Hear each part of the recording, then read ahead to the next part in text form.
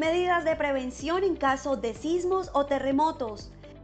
Verifica anticipadamente estanterías, paredes y áreas riesgosas e informa para su adecuación.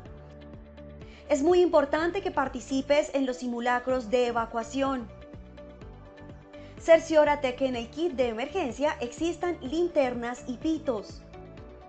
Durante el evento telúrico, recuerda que no debes correr, mantén la calma y no grites.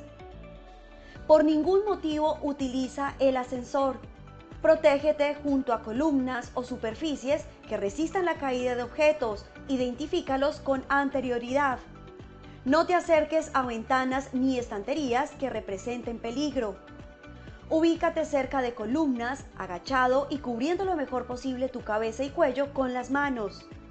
Recuerda siempre que se presentarán réplicas y verifica objetos inestables para evitar más accidentes.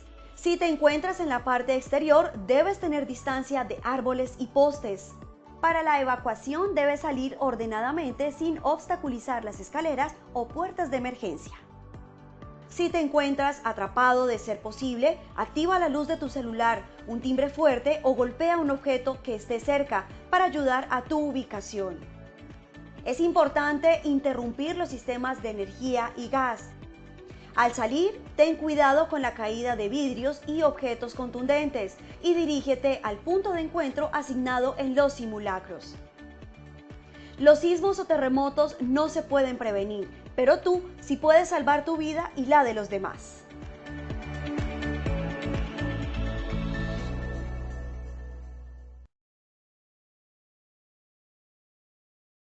Muy buenos días para todos nuestros asistentes. Les enviamos un cordial saludo desde Positiva Compañía de Seguros y Positiva Educa.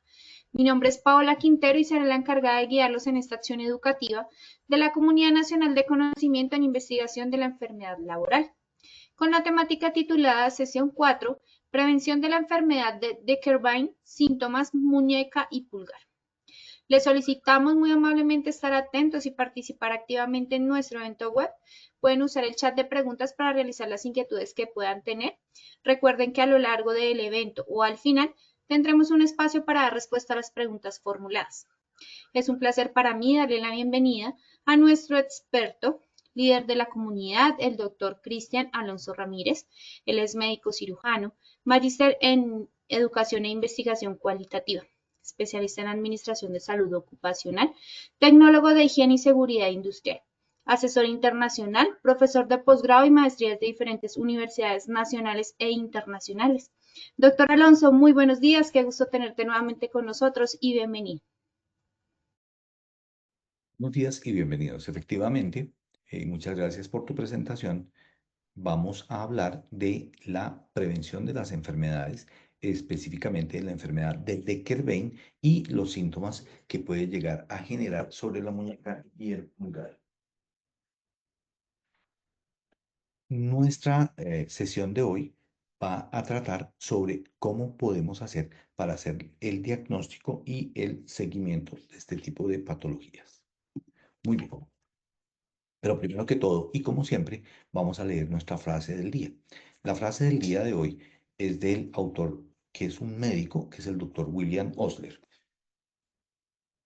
El doctor William Osler se ha relacionado con el avance de la medicina.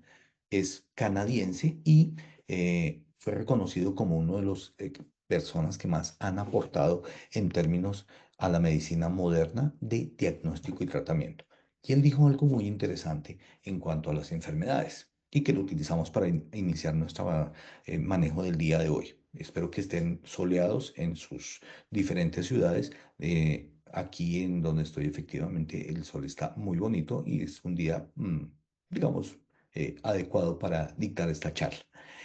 ¿Qué es lo que dice William Osler? Dice que el buen médico trata la enfermedad, el gran médico trata al paciente que tiene la enfermedad. Es decir, nosotros no hablamos de una enfermedad, sino de un paciente. Esto significa que cuando hagamos los diagnósticos, los pacientes deben tener una gran, o tienen de hecho, no solamente los aspectos anatómicos y patológicos, sino también los sociales, los psicosociales, el trabajo y todo su entorno. Eso se llama el contexto. Entonces, cuando analicemos un paciente, miremoslo en su contexto y no solamente miremos que tiene o no una patología.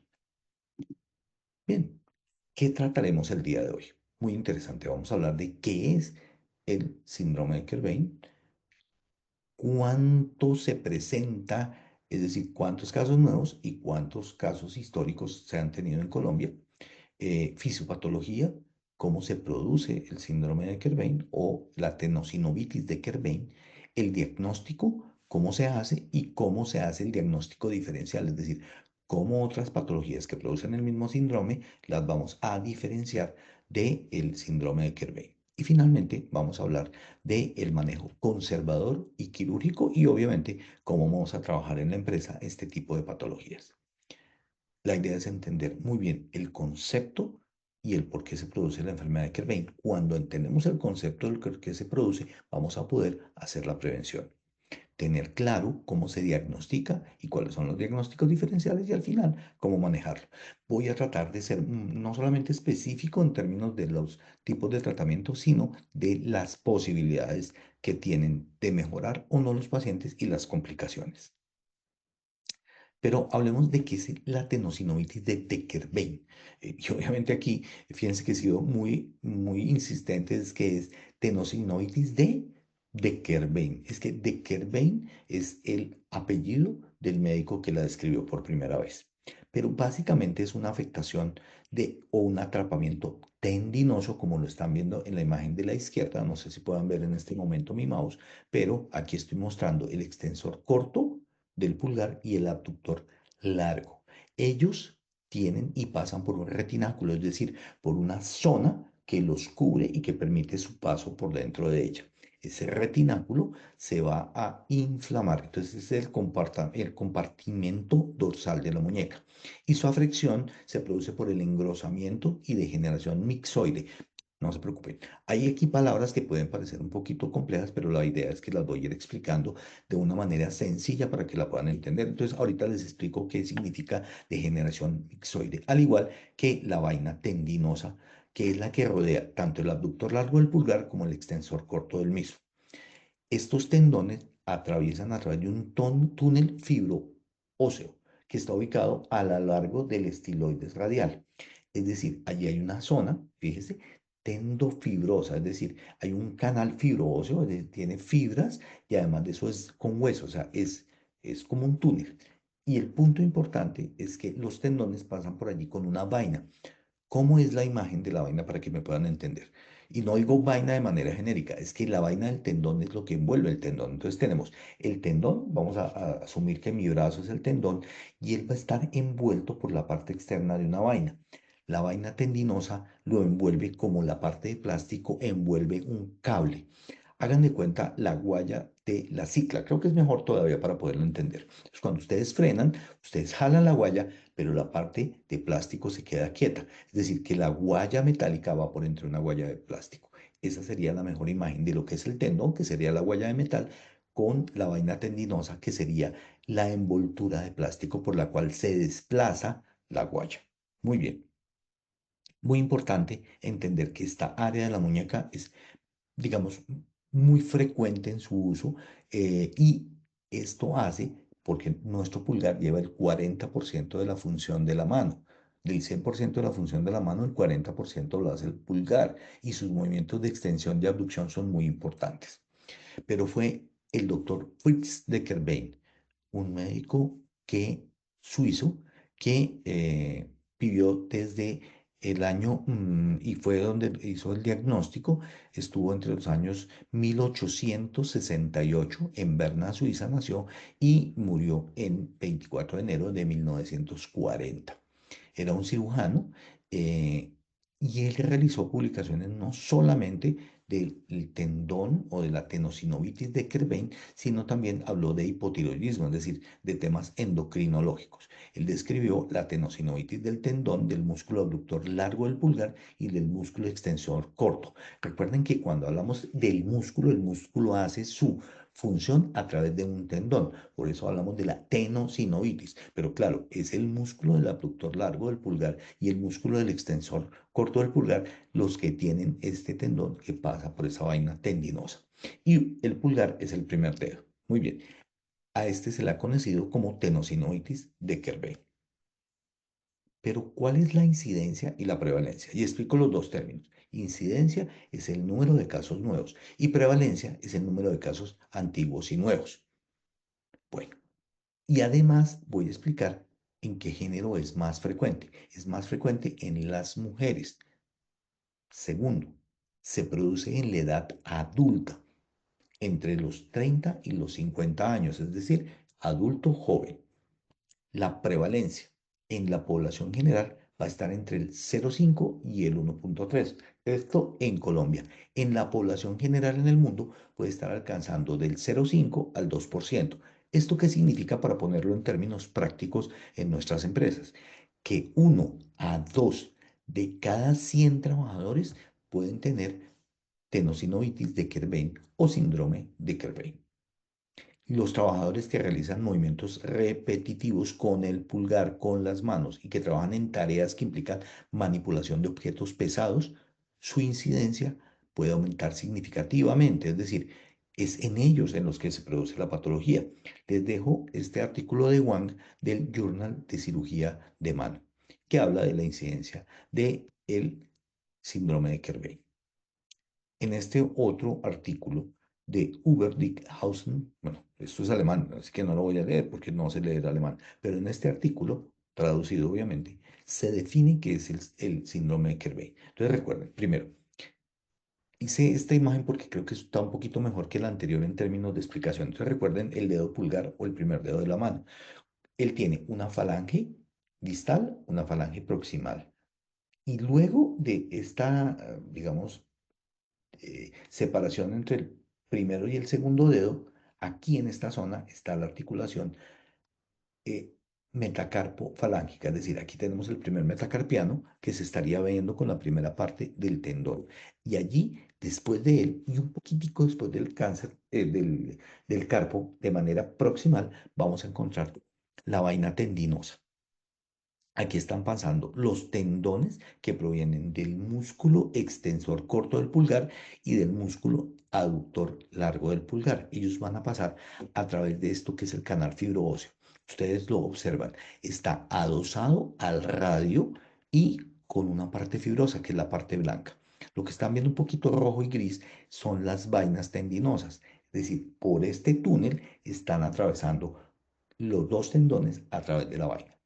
Cuando se inflama y parece que no es, digamos, sí se genera por inflamación, pero lo que genera el problema no es la inflamación como tal, sino la degeneración mixoide, que ya lo voy a explicar, esta inflamación crónica genera un estrechamiento del canal. Entonces, si yo estoy hablando que la vaina, recuerden la analogía que hice entre la guaya del freno de la cicla y la parte de plástico. Si yo comprimo esa parte de plástico sobre el tendón, que es la guaya de metal, este va a salir y a entrar de manera dificultosa. Eso es lo que llamamos el estrechamiento del canal. Se ha cerrado sobre el tendón, generando mayor fricción y mayor daño. Ahora bien, ¿por qué se produce?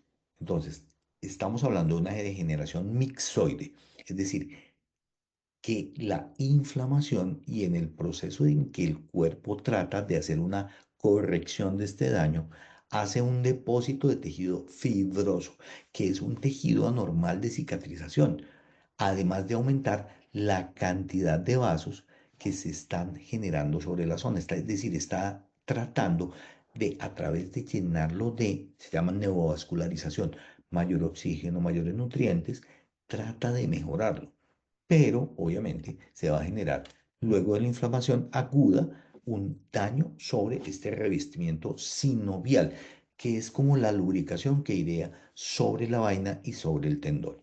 ¿No? Entre la vaina y el tendón tiene que haber una lubricación que permita que este pase de manera suave y sin rozar y sin estar estenosado. Cuando vemos que hay esta colocación de tejido fibroso, esta degeneración mixoide, engrosa la vaina tendinosa y atrapa de manera dolorosa el tendón.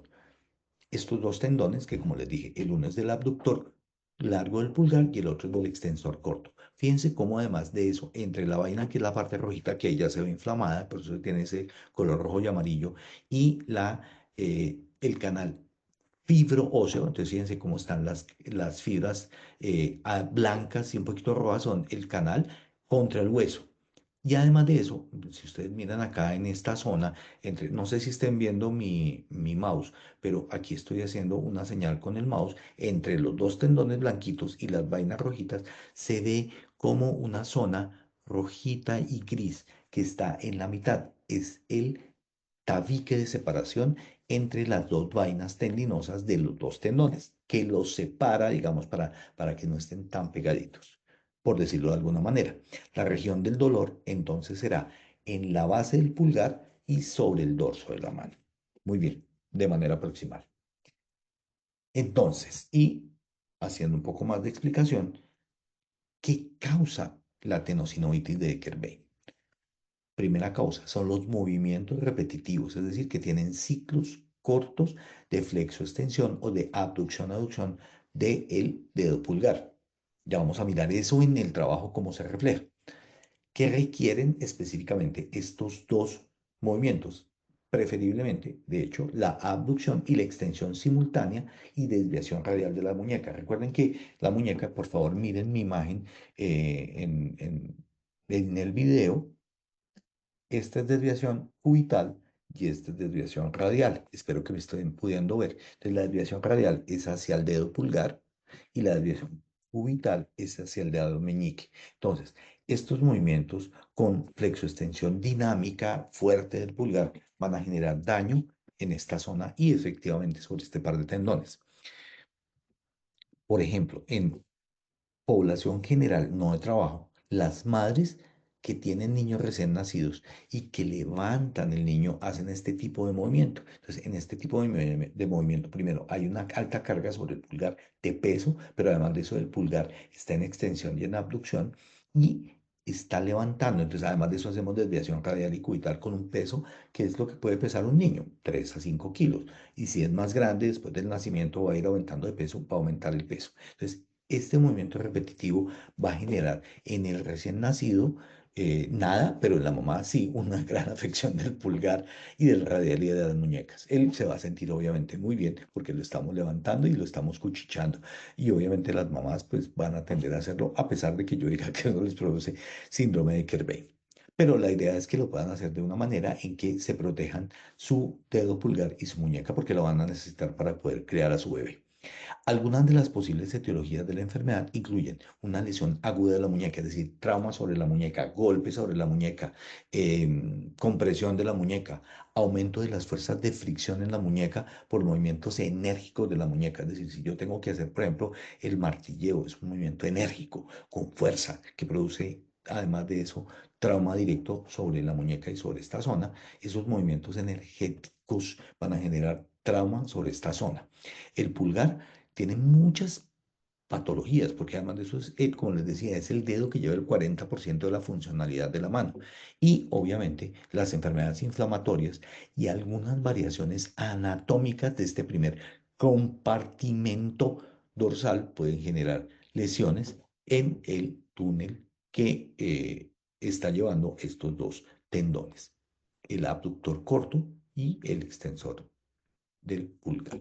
Muy bien. Entonces, el síndrome de Kerbein está asociado con movimientos repetitivos, confirmo, posturas forzadas. Eso significa que yo lleve la muñeca en posición radial todo el tiempo o de manera frecuente o mantenga la muñeca allí y la extensión del pulgar. Recuerden que estos movimientos de los que estoy hablando, y sobre todo aquellos que están además de eso con extensión, con abducción y además de eso con desviación radial, generan gran carga. Ahora, ¿dónde lo vemos en el trabajo? Entonces, los trabajos que impliquen manipulación repetida de herramientas, martillos, taladros, la aplicación, por ejemplo, de los chazos, la utilización de herramientas que utilicen pinza, van a generar un alto trauma sobre esta zona. ¿Quiénes? Los odontólogos. Recuerden que los odontólogos tienen piezas de mano, tienen la aplicación, por ejemplo, de pinzas y de herramientas que tienen que manipular con el pulgar. Y el tener esta manipulación sobre el pulgar va a generar una gran carga sobre el mismo y una posible lesión con inflamación. Los carpinteros por la gran cantidad de herramientas que utilizan, las gubias, los conejos. Yo, digamos que mi abuelo tenía gran cantidad de estas herramientas, entonces por eso las conozco también. El martillo, los mazos van a generar daño allí y las costureras. ¿No es cierto? Porque la utilización del pulgar es amplia. La aguja, cuando hacemos tejidos, van a tener gran utilización del pulgar en pinza y además de eso en desviación radial y cubital por el tipo de manejo que hacen de las agujas. Los movimientos repetitivos con la mano y con la muñeca en flexión y en pronación, y entonces viene que es pronación. Entonces, recuerden que yo les voy a explicar todos los términos. Supinar, por favor, miren donde aparezco yo con mi fotografía. Entonces, vamos a mirar, esta es la mano en neutro. Pronar, supinar, primero vamos a mirar la supinación, es pedir. Entonces es cuando hacemos este movimiento es de supinación. La pronación es el movimiento contrario. Entonces, este movimiento de pronación es el que genera gran cantidad de la lesión. En tareas como, por ejemplo, tener que ensamblar, ¿no es cierto? En los mecánicos que tienen que utilizar herramientas que utilizan presión y además de eso pronosupinación de la muñeca. El amasado en panadería también genera este tipo de movimientos de los que estamos hablando. En general, el uso frecuente del pulgar para sujetar objetos o para manipular herramientas puede generar una gran carga sobre el dedo pulgar. Y obviamente, tenosinovitis de Kerbein. Entonces, los tendones extensores de la muñeca, es decir, los que generan la extensión, miren mi imagen también, extensión de la muñeca, también lo generan sobre el pulgar, son los que yo los voy a dividir entre los del retináculo general de los cuatro primeros dedos y los dos del dedo pulgar, que ya los habíamos visto, que son el abductor largo del pulgar y el extensor corto del pulgar, que son los tendones que aplican la función sobre el pulgar desde estos dos músculos. Estas vainas sinoviales están separadas de los otros compartimentos dorsales de la muñeca. Este es el primer compartimento de estos dos tendones. Cuando los dos tendones atraviesan el túnel fibro óseo, recuerden que habíamos dicho que es fibro óseo, tiene 2 centímetros de longitud más o menos, y pasa sobre el área de la estiloide radial por debajo de las fibras transversales del retináculo extensor, presenta un riesgo de atrapamiento, es decir, está pasando por un túnel. Siempre que haya túnel, como en el caso del túnel carpiano, del túnel cubital, se genera la posibilidad de atrapamiento, porque es un sitio donde se estrecha el paso y se puede generar fricción y por ende inflamación y daño sobre el tendón inflamándolo. Por eso hablamos de la tenosinovitis estenosante de la muñeca. Estenosante significa cerrar la luz de la vaina sobre la cual pasan los tendones. Se produce entonces en este retináculo la formación de fibrocartílago. Esto es por el aumento de la tensión, es decir, es una respuesta normal del cuerpo ante la inflamación y ante la agresión que sufren estos tendones. Y esa colocación de fibrocartílago va a ser sobre la vaina tendinosa, generando un engrosamiento de la misma y por ende una disminución de la luz, es decir, de la cantidad de área y de volumen sobre la cual va a pasar el tendón.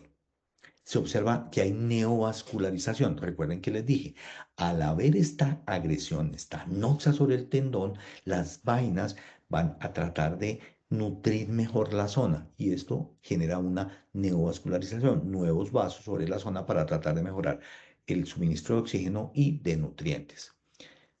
Allí se genera una degeneración mixoide del tendón. Entonces recuerden, el fibrocartílago va sobre la funda, que es la vaina del tendón, pero el tendón se va a degenerar mixoidemente, es decir, va a generarse por la inflamación del tendón, porque se llama tenosinovitis, es decir, hay inflamación tanto del tendón como de la sinovitis, se va a ir degenerando el tendón en su tejido normal, que es un tejido altamente resistente, por un tejido de menor calidad, que es el mixoide. También se ha observado que hay un tabique entre los compartimentos dorsales, efectivamente entre los dos tendones. Recuerden que se los mostré en la imagen anterior. Eso constriñe también el volumen del compartimento. Y además de eso, tiene importantes consideraciones en cuanto a lo que vamos a hacer, no solamente para tratarlo, sino en los signos y síntomas, generando un roce mayor y generando el que yo deba contemplar tener un mejor tratamiento conservador que el quirúrgico. Esto que me encanta para podérselos mostrar, porque además es un resumen espectacular. No solamente es un mapa mental, sino que también me ayuda a entender de manera holística el síndrome o la enfermedad de Decker-Vein. Entonces recuerden, dijimos que era el descubrimiento hecho por un suizo que describió este tenosinovitis del extensor largo y el abductor corto del pulgar. Recuerden lo siguiente.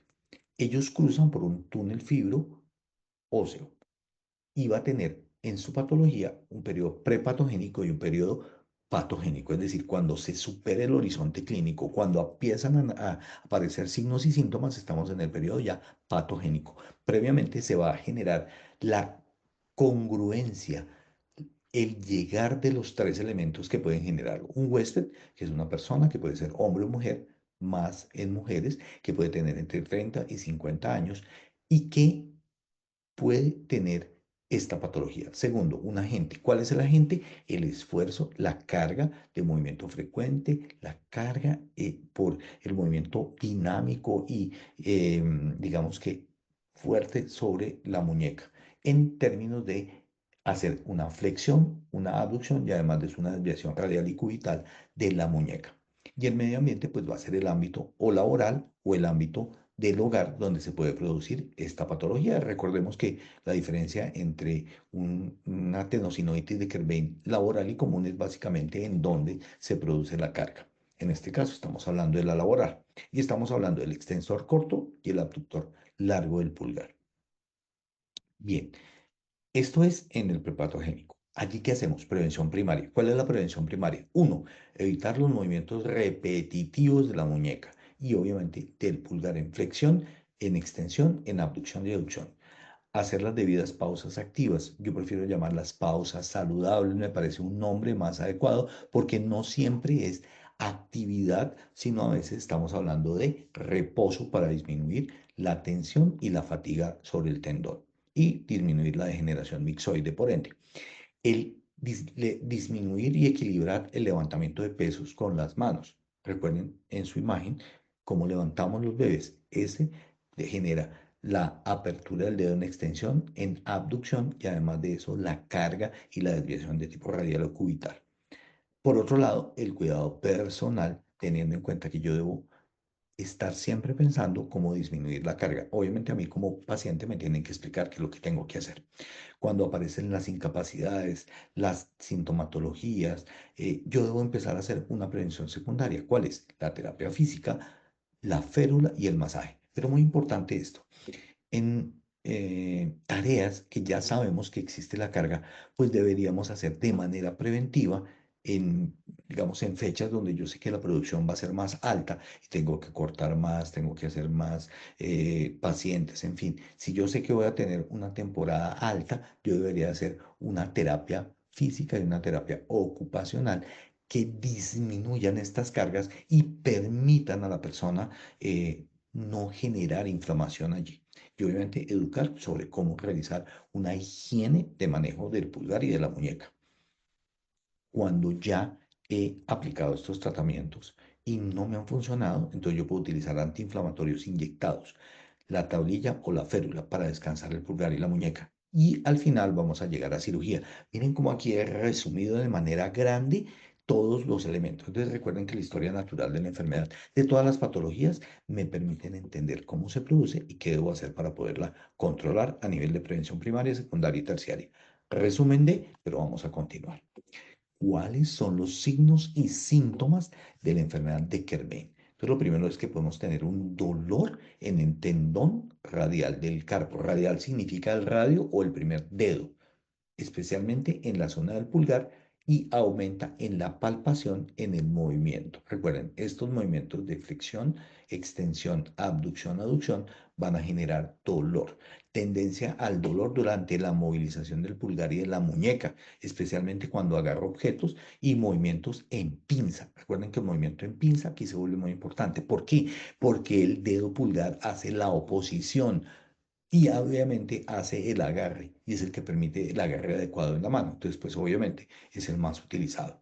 Hay hinchazón y edema. Hinchazón, que significa aumento del volumen, y el edema, que significa que el líquido intratisular ha aumentado en el área dorsal y radiodistal. Distal significa que está fuera del radio y que está en esta zona. Muy bien. Y la sensación de inestabilidad o clic en el tendón. Recuerden que como el tendón está, la vaina está estenosada, el tendón cuando pasa por la vaina suena, hace un clic.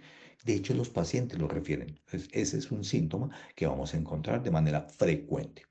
Pero ¿cómo se hace el diagnóstico? Entonces, el diagnóstico es clínico.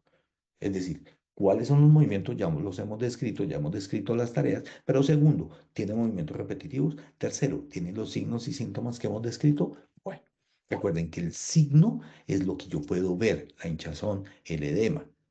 El síntoma es lo que me va a decir el paciente. ¿De acuerdo? Es lo que él siente. Eso significa síntoma. Signo lo que yo veo, síntoma lo que el paciente siente. Por otro lado, vamos a hacer una prueba que se llama la prueba de Frankenstein, no de Frankenstein. Esa es otra cosa. La de Frankenstein es una maniobra que hacemos los médicos para, con un movimiento pasivo o activo del pulgar en flexión, mientras le realizo una desviación cubital ulnar es cubital y ulnar lo mismo, de la muñeca, se va a generar dolor. Es altamente sensible, pero poco específica. Eso significa que me identifica la posibilidad alta de que tenga un síndrome de Kerbein, pero no es específica en la medida en que otras patologías pueden dar positivo en el signo de Frankenstein. ¿Qué pruebas adicionales puedo aplicar? Puedo tener una ecografía de la zona que me va a mostrar el edema y la acumulación de líquido o el engrosamiento de la vaina, y una resonancia magnética para casos más complejos. Ahora bien, cuando tenemos diagnósticos diferenciales como la risartrosis, ya les muestro, la resonancia me va a permitir diferenciar entre las dos. Les tengo este artículo de Heights que habla del diagnóstico preciso y clínico del síndrome de Kerbein y cómo se hace obviamente los diferentes tests. Este es el test o prueba de Frankenstein. Prometí que se los iba a mostrar de una manera más extensa. Entonces, la maniobra de Frankenstein o el signo de Frankenstein o la prueba de Frankenstein es una prueba clínica, es decir, que yo examino al paciente y lo tengo que aplicar. Si el médico no lo aplica, pues no lo voy a diagnosticar. Digamos, es una prueba clínica utilizada para diagnosticar específicamente la atenosinovitis de Kerbein, sabiendo que otras patologías me pueden dar positiva en la misma. La prueba ayuda si me dice que el movimiento genera dolor y me muestra la inflamación de la muñeca y del tendón, específicamente del abductor largo del pulgar o extensor y el extensor corto del pulgar. Recuerden que son dos tendones que aplican la fuerza de los dos músculos y que se encuentran en el primer compartimento dorsal de la muñeca, porque existen otros compartimentos que son los del resto de dedos. Muy bien, entonces, ¿cómo es la prueba? Lo primero es, tengo en la mano, miren por favor mi imagen, voy a girarla, yo hago al paciente flexionar el pulgar sobre la palma. Cuando tengo el pulgar flexionado, cierro los demás dedos y los hago como en puño. Cuando tengo mi pulgar allí, voy a generar una desviación de tipo cubital de la muñeca, generando dolor en la zona. Ustedes están viendo la imagen también a mano izquierda. Esta se llama la maniobra de Frankenstein y va a generar dolor en esta zona dorsal y de la base del pulgar. Si el paciente experimenta un dolor intenso, el paciente va a sentir realmente dolor cuando yo hago esta prueba en esa zona de la muñeca, especialmente en la base del pulgar. La prueba es positiva. Si yo realizo este movimiento y no hay dolor, pues no hay tenosinovitis de Kerbein. Hay variaciones, es decir, yo puedo aplicar esta prueba con algunas variaciones, como es el caso de hacer la prueba y generar presión sobre el la estiloides radial. Esto aumenta la tensión en el tendón y yo puedo verificar si el dolor se agrava o no. Esto puede suceder y entonces lo tendremos allí. El segundo elemento son hacer una ecografía o una resonancia. Voy a mostrarles la ecografía. La ecografía que me muestra que se han engrosado las vainas tendinosas. Entonces, observen a mano derecha la ecografía. En la ecografía hay dos letras en amarillo y azul que dice tendones de los músculos extensor corto del pulgar y abductor largo. Recuerden que tenemos dos tendones, aquí se ven perfectamente y se ve el tabique que los separa, además de la vaina. Cuando se inflama, se deposita líquido. Fíjense que hay otra línea punteada que viene de inflamación de la vaina. Esta parte negra es la demostración de la inflamación a nivel ecográfico. Entonces, hay la presencia de líquido en la vaina tendinosa, lo cual me indica que hay inflamación y edema. Son dos elementos distintos. ¿Aumenta el tamaño de los tendones? Claro, del abductor largo del pulgar y el extensor corto. Al parecer, se ven más grandes en la ecografía, tanto el extensor corto del pulgar como el abductor largo. Eh, Puede haber tabiques. Recuerden que les comenté y les mostré el tabique. Estas bandas de tejido conectivo separan los dos compartimentos tendinosos, tanto del extensor corto del pulgar como del abductor largo. En ese orden de idea, eh, eh, yo puedo hacer una evaluación anatómica y verificar cómo están estas estructuras, verificando que si existe líquido y evidencias de inflamación, pues voy a encontrar que la imagen diagnóstica coordina con los signos y síntomas y con el signo de Flinkenstein. Y obviamente pueden influir en la aparición de la enfermedad. Pero recuerden también que les dije que debíamos tener claro el diagnóstico diferencial. ¿Y esto qué significa? Recuerden que en algunas charlas hemos hablado que el diagnóstico diferencial es el que nos permite entender que hay otra causa de los mismos signos y síntomas que estamos viendo. ¿Cuáles son esas otras patologías que pueden explicar también los mismos signos y síntomas? El primero es la osteoartritis de la primera articulación carpo-metacarpiana, es decir, estamos hablando de la risartrosis, la fractura del escafoides, la fractura del estiloides radial y también algunas patologías neurológicas, como es el caso de la neuritis de la rama sensitiva del nervio radial o síndrome de Battenberg. También tenemos el síndrome de intersección y del pulgar del gatillo. Yo sé que eso de síndrome de intersección les sonó como algo religioso. No, no estamos hablando de la intersección con el Espíritu Santo, sino de una lesión que se va a dar en una parte de la muñeca. Ya les voy a mostrar cuál. Entonces, lo primero, tenemos la osteoartritis de la primera articulación carpometacarpiana. Lo están viendo en la imagen.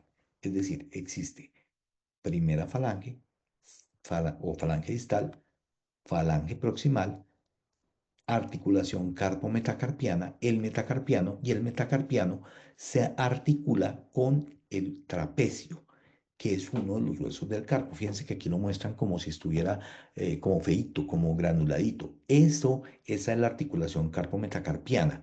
Y lo que me está diciendo es que hay una osteoartrosis. ¿Qué es la osteoartrosis o osteoartritis? Es una lesión del cartílago que permite que se realice el movimiento de esta articulación sin problema. También se conoce como risartrosis del pulgar. Es una enfermedad de tipo degenerativo, es decir, se da por el uso prolongado del pulgar, que lo vamos a utilizar toda la vida y que afecta esta articulación entre el trapecio y el primer metacarpiano. Es una articulación crucial para la vida en general, para el movimiento del pulgar. Y obviamente, cuando realizamos presión, va a generar dolor, va a generar rigidez, pérdida y dificultad de las tareas cotidianas. Digamos que esta patología es muy cercana a mí porque mi esposa la sufre, entonces yo he tenido que vivirla, tuve que hacer el diagnóstico diferencial y la llevamos al cirujano de mano y logramos a través de la ecografía y de la resonancia, que en este caso sería la prueba de oro para poder hacer un diagnóstico de la risartrosis. Claro, hay también el diagnóstico clínico. La fractura de escafoides. Yo sufrí fractura de escafoides cuando jugaba fútbol. No, me caí 20 veces, siempre patinando, pero tenía mis células, entonces nunca generé daño. Pero Un día, ya como a los 30 y pico de años, hice una pateada y despejé, sintiéndome James Rodríguez, y obviamente terminé en el suelo con la mano en dorsiflexión y golpeándome la palma. Esta fractura de escafoides, fíjense que aquí está mostrando, es el primer hueso. Se llama también fractura navicular y es la rotura del hueso escafoides con uno de los huesos pequeños de la muñeca. El escafoides se encuentra en la base del pulgar y es el más frecuentemente afectado cuando hay este tipo de fracturas. Entonces, ¿qué sucede? Al inicio, este es de diagnóstico muy difícil. Al inicio, usualmente hay el dolor, hay la molestia y el mecanismo del trauma. Uno lo sospecha, pero no se puede hacer ningún examen posterior. La idea es esperar más o menos un mes para que aparezcan los signos de la fractura en una gamografía, por ejemplo, y la ecografía, y a veces en unas radiografías que muestran la muñeca en ciertas posiciones que me permiten ver todos los huesos del carpo. Es difícil de diagnosticar y uno casi siempre inicia el tratamiento de una vez con una pinza de azúcar para inmovilizar la muñeca, lo cual va a disminuir el dolor y va a mejorar y va a promover el manejo de la misma. Hay fractura del escafoides. Y esta es una otra imagen del escafoides, pero ahora vamos a hablar del estiloide radial. Debajo de la fractura del escafoides, ustedes ven el hueso radial y el hueso radial tiene como una punta.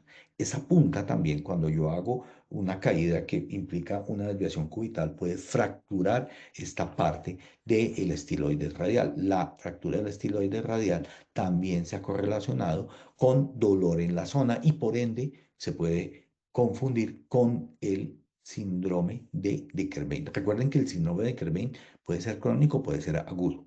El síndrome de Bartenberg es un síndrome conocido como queiralgia parestésica. Es decir, es una neuropatía compresiva. Recuerden que el nervio también se comprime, como pasa en el túnel del carpo con el nervio mediano. Solamente que este es en la rama sensitiva superficial del nervio radial y se caracteriza por un dolor en esa zona que estamos viendo azul, que es donde inerva la rama superficial del nervio radial, esa rama sensitiva. Genera dolor y parestesia. ¿Qué es una parestesia? Como cuando a usted se le duerme la mano y le hormiguea. Una parestesia es al lado de la sensibilidad, diferente a la sensación táctil o de compresión. Entonces no va a sentir ni táctilmente ni la compresión, sino que va a sentir hormigueo. Por eso se llama parestesia, al lado de la sensación. En la cara dorsal y radial de la muñeca y de la mano. No genera déficit motor porque es un daño sensitivo de un nervio sensitivo, por ende genera dolor y parestesias.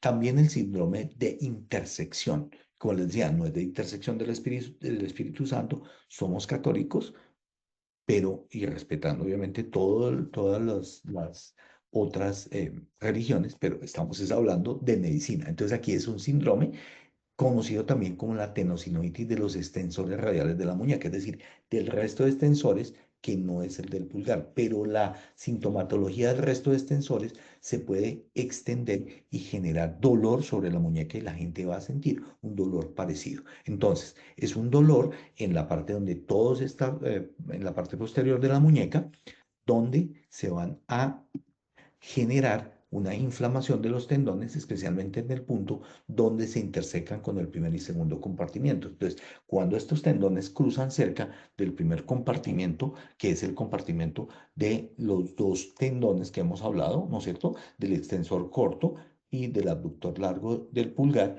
se va a generar dolor. Esto causa dolor y dificultad para mover la muñeca, especialmente para extenderla y en movimientos repetitivos. El pulgar en gatillo, recuerden que los dedos se pueden engatillar y aquí pasa con el dedo pulgar. Este pulgar en gatillo o dedo en gatillo del pulgar es una condición en la que el pulgar se traba o se bloquea y queda en esta posición y al liberarse puede generar chasquido y ese chasquido, recuerden que habíamos hablado que también hay chasquido con los dos tendones, con el extensor corto y el abductor largo del pulgar, se puede confundir.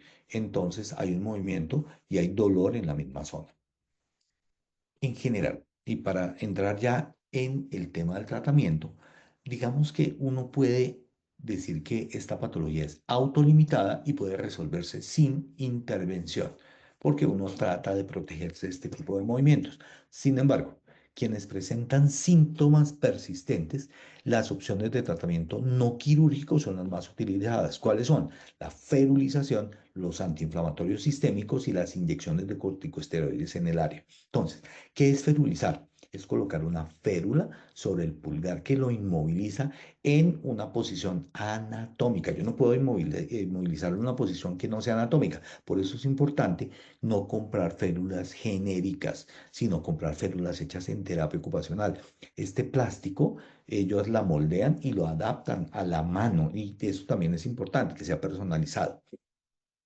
Usualmente, la ferulización del pulgar produce un alivio temporal de la sintomatología.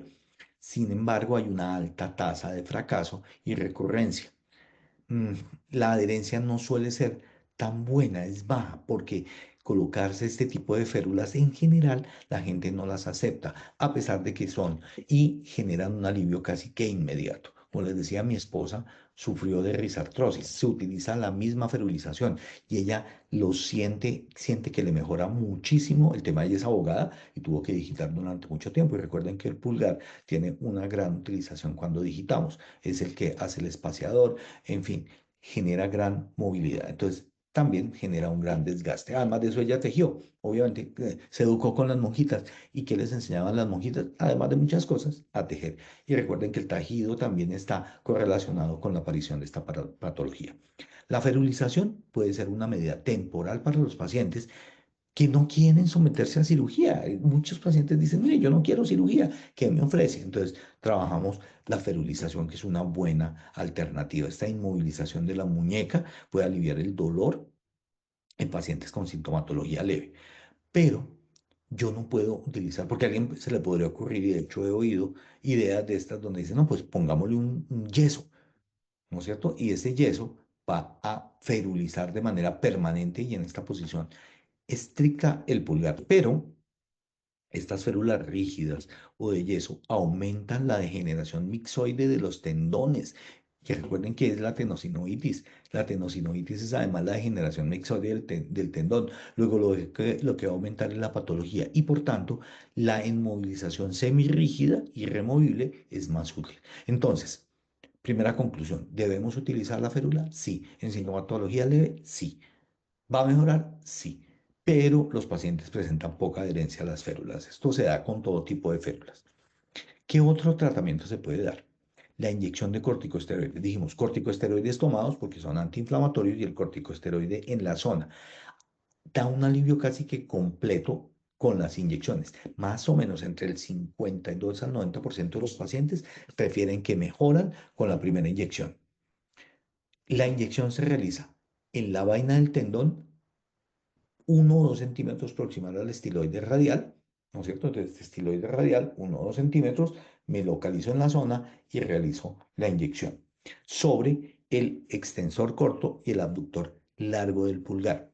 ¿Qué es lo que sucede? Tenemos que hacerlo profundo. ¿Por qué? Porque la colocación de corticoides tiende a hacer atrofia de los tejidos en piel. Entonces, si lo hago muy superficial, voy a atrofiar la piel. Pero bueno, de eso voy a hablar un poco más adelante. Entonces, ¿cómo se debe inyectar? Entonces, debo llegar al túnel fibroóseo y colocar allí el corticoide, ¿no es cierto? Y eso sí me va a mejorar muy bien la sintomatología, pero existe una ayuda. Les mostré que podíamos hacer ecografía.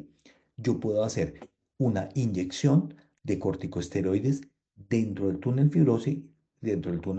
fibroso, guiado de manera ecográfica. Eso mejora mucho la eficacia del tratamiento. Obviamente que este tratamiento debe ser hecho por o un cirujano de mano o un fisiatra. Yo casi que me iría por un cirujano de mano que tiene mucha más experiencia en la zona, pero que es importante. Recuerden esto, recuerden que la visualización mejora la eficacia del procedimiento. La tasa de éxito con esta visualización ecográfica es muy alta. Ahora bien, porque estoy colocando el corticoide donde debe ser, más o menos el 50% de los pacientes refieren un gran alivio con una sola inyección. A veces requieren una segunda inyección, y en la segunda inyección mejora entre el 40 al 45%. Eso quiere decir que más o menos entre el 5 y el 10% de los pacientes terminan sin que les sirva esta segunda inyección. Y recuerden lo siguiente, después de la segunda inyección, primero, uno no debe utilizar muchas más y ya lo siguiente como tratamiento es la cirugía para liberación de este túnel fibrocartilaginoso donde van el extensor corto y el abductor largo del pulgar. Muy bien, recuerden además que la colocación de esteroides pueden atrofiar la grasa, generar atrofia dérmica y además de eso, hipopigmentación. Estos están asociados como un efecto colateral y adverso de la inyección subcutánea de la vaina tendinosa. Pero también es cierto que se pueden mejorar con el tiempo. Entonces uno puede decir, bueno, le quito el dolor, le dejo un poquito de atrofia, puede ser si no se hace de manera adecuada el tratamiento, pero no significa tampoco sea una cosa a largo plazo y que no se pueda mejorar. Múltiples inyecciones en corto tiempo pueden causar el debilitamiento del tendón y por ende su adelgazamiento y finalmente su ruptura, lo cual es más grave que la degeneración mixoide y la misma tenosinovitis de Kerbein. ¿Qué otros tratamientos existen y que se han sido probados? Les traigo este artículo de Ferrara y de Codasa que hablan de otras alternativas al tratamiento. ¿Cuáles? Láser, es el que están viendo con imagen en rojo. Acupuntura y moxibustión en la zona. Ultrasonido terapéutico. No hay realmente un consenso ni evidencia de una alta calidad en la eficacia de estas terapias. Son muy buenas, digamos que son más aceptadas, pero pues no van a generar el mismo alivio que el ferulaje o que la inyección de corticosteroides. Si hemos aplicado las dos inyecciones y no ha habido mejoría, procederemos a la cirugía. El tratamiento quirúrgico es una opción viable y buena. Es ambulatorio. Yo puedo aplicar o anestesia local o regional o general. Lo que sí utilizamos siempre es torniquete para limitar el sangrado y para que se puedan ver muy bien las estructuras y se puedan liberar. Más o menos se hace, y recuerden que es más o menos la misma longitud del túnel fibroóseo. Tiene 2 centímetros y la incisión va a tener más o menos 2 centímetros sobre el compartimento dorsal. Ustedes están viendo la imagen allí. Fíjense cómo está libre de sangre y eso es por el torniquete. Con precaución se va a cortar la piel, pero evitando romper o cortar las ramas del nervio sensitivo radial superficial, porque si esto sucede vamos a quedar con dolor y vamos a quedar con parestesias. Se expone el ligamento, que es la parte blanca que ustedes están viendo ahí al fondo, y se descubre el primer compartimento. Fíjense que están haciendo una disección Roma, se llama eso. Es decir, no se utiliza cortando, sino separando suavemente con los otros instrumentos quirúrgicos que son los disectores. Una vez se liberan todos los subcompartimentos, se cierra la piel y se coloca un apósito voluminoso y suave. Y se realiza movilización temprana, más o menos a las 2 semanas, una vez se ha dado la cicatrización de la piel. Hay múltiples variantes del procedimiento, hay muchas técnicas quirúrgicas, eso en la literatura hay varias, eso depende más bien del cirujano en cuál ha sido entrenado y en cuál se siente mucho mejor, de acuerdo con su experiencia. Hay abordajes inclusive endoscópicos y se hace una decisión parcial del retináculo extensor, no es necesario hacerlo abierto como es este caso, pero esto me permite mostrarlo mejor. Hay unas altas tasas de alivio sintomático y bajas tasas de complicaciones, lo cual hace que sea un procedimiento de elección válida para el tratamiento del síndrome o tenosinovitis de Kerbein. ¿Qué tratamientos preoperatorios hay? Entonces, una vez hecho los preoperatorios, es obviamente prepararse para la cirugía, ver que no tenga contraindicaciones, que no haya enfermedades con sangrado, se hace una cita preanestésica y en los posoperatorios, una vez terminado la cirugía, la idea es que hay que colocar un vendaje sencillo. El cuidado de la herida resulta no ser tan complejo, son 2 centímetros y queda bien suturado. Y la idea es comenzar a utilizarlo pronto en las actividades de la vida diaria con actividades ligeras. Una vez se retiren los puntos, que se pasa más o menos a las 2 semanas, como ya les había comentado, los pacientes pueden experimentar una inflamación leve y dolor en la zona quirúrgica durante algunos meses, obviamente, pero esto va a ir disminuyendo con el tiempo.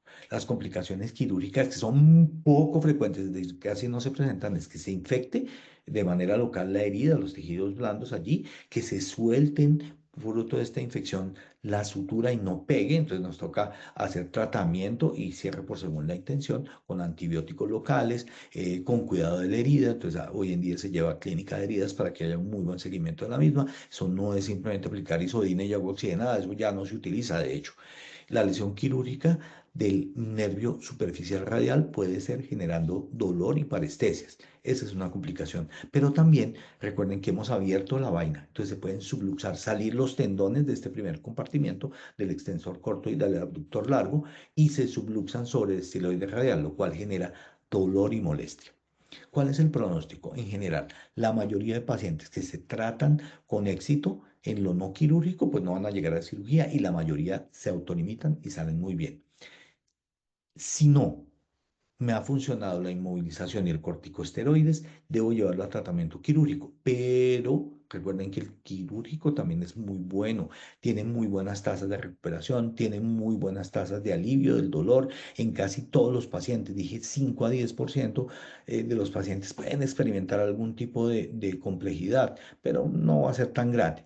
El pronóstico es favorable y obviamente, hay algunos elementos que tenemos que tener en cuenta sobre el fracaso de la cirugía. Uno puede ser el que sean pacientes femeninas, que sean hipotiroideas y que tengan la presencia de un tabique en el primer compartimento que digamos que me agrave la cirugía y obviamente también las enfermedades psiquiátricas. Recuerden que les he comentado la gran correlación que existe entre las patologías osteomusculoarticulares y las enfermedades del tipo psiquiátrico. Inclusive una personalidad con unos rasgos dependientes pueden limitar un poco digamos, el mejoramiento que se va a presentar de estos pacientes.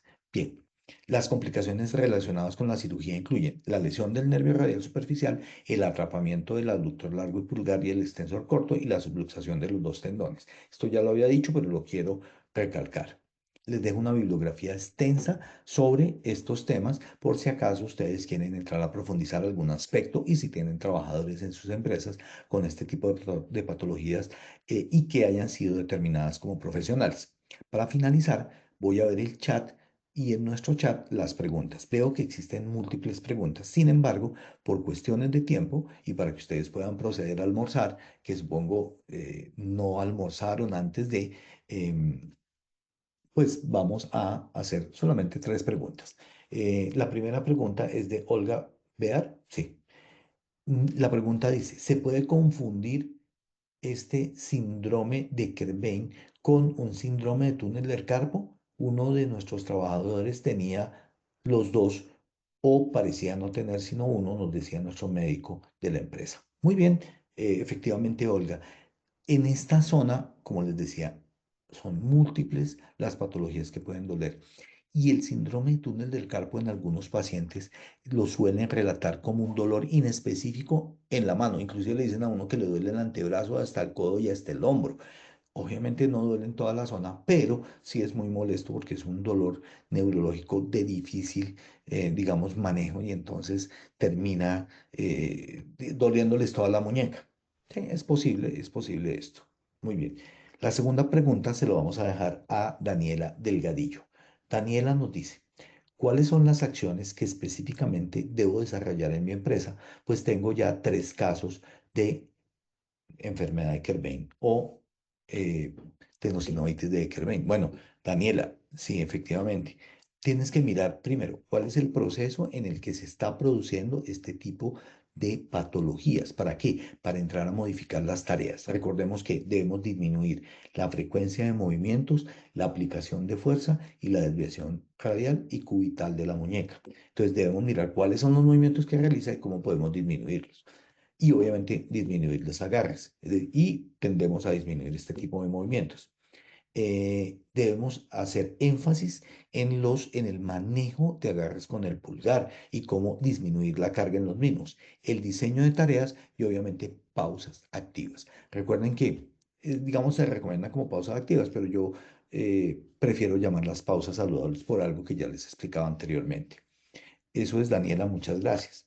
Carlos Preciado nos pregunta, ¿cuáles son los síntomas más frecuentes con los cuales puedo identificar el síndrome de Kerbein? Entonces recuerden, dolor en la zona distal o proximal más bien de la articulación metacarpofalángica sobre el retináculo, primer retináculo que contiene el extensor corto y el abductor largo del pulgar. Puede doler sobre la compresión o al realizar el movimiento. Segundo, el signo de Frankenstein positivo. Tercero, aplicación de ecografía o de resonancia magnética para evidenciar la inflamación del mismo y, obviamente, la limitación de movimientos de la muñeca cuando hacemos flexo-extensión del pulgar o abducción-aducción del pulgar y desviación de tipo radial o cubital de la misma. Muchas gracias a Olga, a Daniela y a Carlos y a todos ustedes por sus preguntas.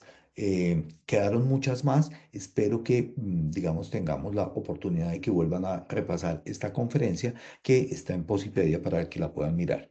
En todo caso, les agradezco su asistencia y les recuerdo que el día 13 en esta semana, el viernes, estaremos hablando de nuestro ciclo final de fiebre amarilla sobre vacunas.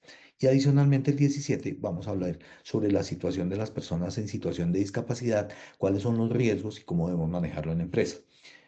Les doy muchas gracias y les deseo un feliz almuerzo y un feliz día. Gracias, Inge, gracias a nuestra presentadora del día de hoy. Doctor Alonso, muchas gracias a ti por compartir con nosotros esta valiosa sesión. Nos veremos en futuras oportunidades. Para todos nuestros asistentes, los invitamos a ver el siguiente video.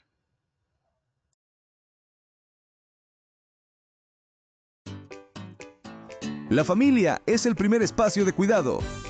Y en el encuentro de familias seguras de Positiva Compañía de Seguros, lo celebramos aprendiendo juntos a protegernos. Acompáñanos a vivir una experiencia inolvidable con rumboterapia, globoflexia, demostraciones con bomberos, personajes animados, rifas, premios, refrigerios, souvenirs y muchas sorpresas más. A través de estaciones lúdicas e interactivas, aprenderás sobre gestión emocional, salud mental, prevención de accidentes en el hogar, cultura ambiental y compromiso familiar. Convierte el aprendizaje en una experiencia divertida y transformadora. Escanea el código QR en pantalla, selecciona tu ciudad, inscríbete y participa gratis. Así de fácil es hacer parte de esta gran experiencia. Nos vemos muy pronto en tu ciudad. Queremos hacerle esta gran invitación para todas las familias de Leticia a que se animen a participar con nosotros de este evento de Familias Seguras, un evento del cual pueden participar con todo su núcleo familiar. Estaremos en Leticia este sábado 14 de junio, desde las 8 de la mañana hasta las 12 del mediodía, en la caja de compensación familiar del Amazonas. Pueden aprovechar este espacio para compartir un día diferente con su familia. Recuerden, Leticia, sábado 14 de junio. Así de fácil es hacer parte de esta experiencia. Escanea el código QR que aparece en pantalla, selecciona tu ciudad, inscríbete y participa. Recuerda, es certificado y no tiene costo. De antemano, muchas gracias por su participación y acompañamiento. Les recordamos que pueden acceder a estas y muchas otras acciones educativas a través del Centro Virtual de Enseñanza y Aprendizaje Posipedia, www.posipedia.com.co, donde encontrarán todas nuestras comunidades del conocimiento y más información sobre nuestro Plan Nacional Multimodal de Educación en Seguridad y Salud en el Trabajo. También encontrarán nuestros cursos de Sistema de Gestión de Seguridad y Salud en el Trabajo de 50 y 20 horas para que los puedan desarrollar con nosotros.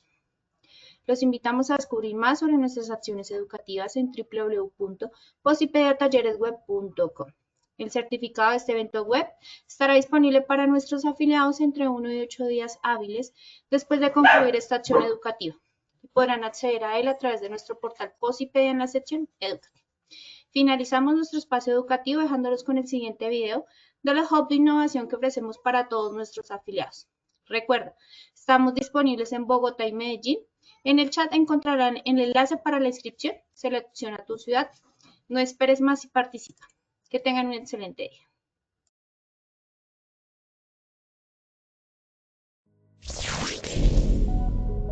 Positiva Compañía de Seguros te invita a vivir una experiencia única en el Hub de Innovación en Educación Inmersiva. Podrás capacitarte de forma gratuita usando simuladores de realidad virtual para enfrentar situaciones como trabajo en alturas, espacios confinados, manejo de extintores, seguridad vial y mucho más, todo en un entorno seguro y controlado. Esta formación está dirigida a trabajadores, directivos, responsables de SST y profesionales que quieran fortalecer sus habilidades y contribuir a una cultura de prevención moderna y efectiva. Podrás participar de manera individual o reservar el espacio exclusivamente para tu empresa. Escanea el QR que aparece en pantalla o copia el link que dejamos en la sección de preguntas. No te lo pierdas. Acércate al hub de tu ciudad, inscríbete y transforma la manera en que aprendes sobre seguridad laboral. ¡Te esperamos!